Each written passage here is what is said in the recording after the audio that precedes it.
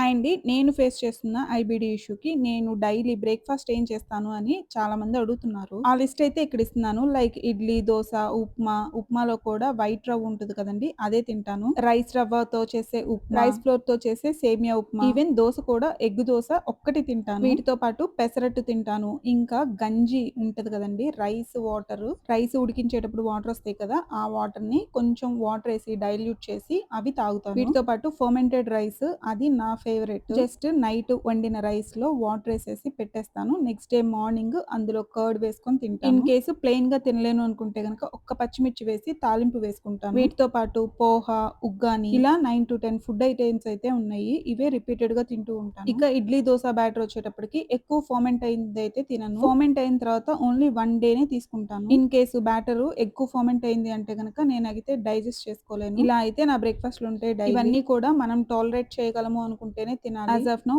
ఇవి నేను టాలరేట్ చేయగలుగుతున్నాను. ఐ హోప్ ఈ వీడియో మీకు యూజ్‌ఫుల్ అవుతది అనుకుంటున్నాను. బై.